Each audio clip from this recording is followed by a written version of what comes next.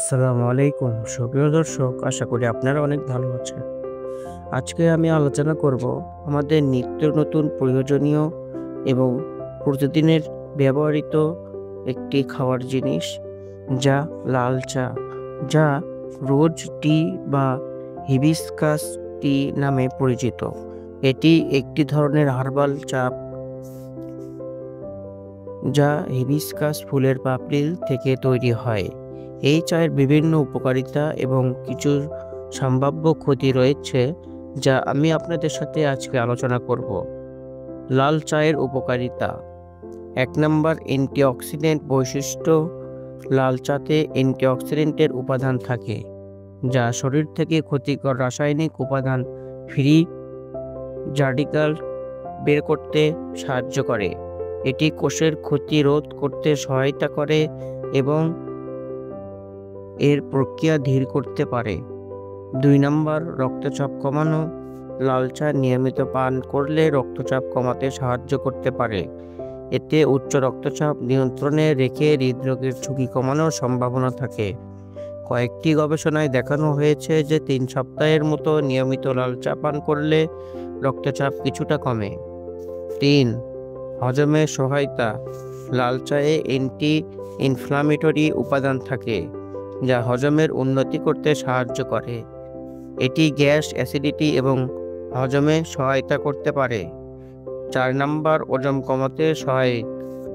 লাল চা মেটাবলিজম বাড়াতে সাহায্য করে এবং এটি শরীরের চর্বি পোড়াতে সহায়ক হতে পারে, ফলে এটি ডায়েট বা ওজন কমানোর প্রক্রিয়াতে সহায়তা করতে পারে। 5 নম্বর, প্রতিরোধ ক্ষমতা বৃদ্ধি। এর মধ্যে থাকা ভিটামিন সি শরীরের রোগ প্রতিরোধ ক্ষমতা বাড়াতে সাহায্য করে। এটি শরীরকে সংক্রমণ এবং সর্দি কাশি থেকে রক্ষা করতে সাহায্য করতে পারে। 6 নম্বর, কোলেস্টেরল কমানো।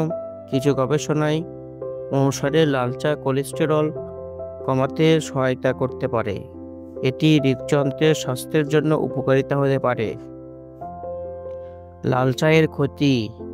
1 নম্বর, ওষুধের সাথে।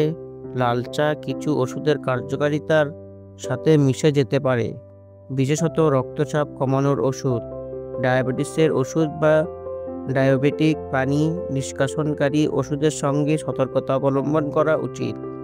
এতে অতিরিক্ত প্রভাব পড়তে পারে। 2 নম্বর, কিডনির সমস্যা।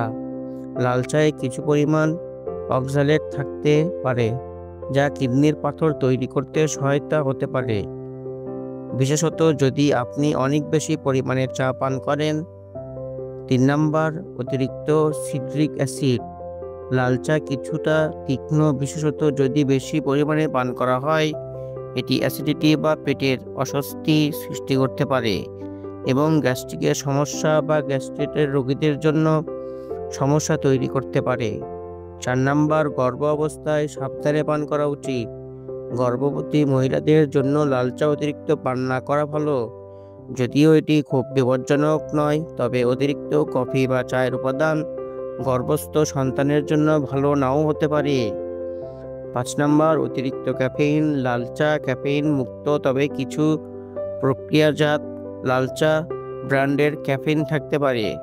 অতিরিক্ত ক্যাফেইন শ্বাসকষ্ট, ঘুমের সমস্যা বা হৃদরোগের ঝুঁকি সৃষ্টি করতে পারে। উপসংহার: লাল চা একটি স্বাস্থ্যকর পানীয় হতে পারে, তবে এটি সবসময় পান করা উচিত না। এর উপকারিতা যেমন রয়েছে, তেমনি কিছু ব্যক্তির জন্য এটি ক্ষতিকরও হতে পারে, বিশেষত যদি আপনার কোনো সমস্যা বা স্বাস্থ্য সমস্যা থাকে, যেমন রক্তচাপ, গ্যাস্ট্রিক সমস্যা, কিডনি সমস্যা। তবে লাল চা পান করার আগে একজন চিকিৎসকের পরামর্শ নেওয়া ভালো। তো আশা করি বন্ধুরা, আপনাদেরকে আমি ভিডিওটি বোঝাইতে পেরেছি। যদি ভিডিওটি ভালো লেগে থাকে, অবশ্যই আমার চ্যানেলটি সাবস্ক্রাইব করবেন। ভিডিওতে সবাই লাইক করবেন। ধন্যবাদ। দেখা হবে নেক্সট কোনো দিন, নেক্সট কোনো ভিডিওর সাথে। ততক্ষণের জন্য সুস্থ থাকুন, ভালো থাকুন। আসসালামু আলাইকুম ওয়া রাহমাতুল্লাহ।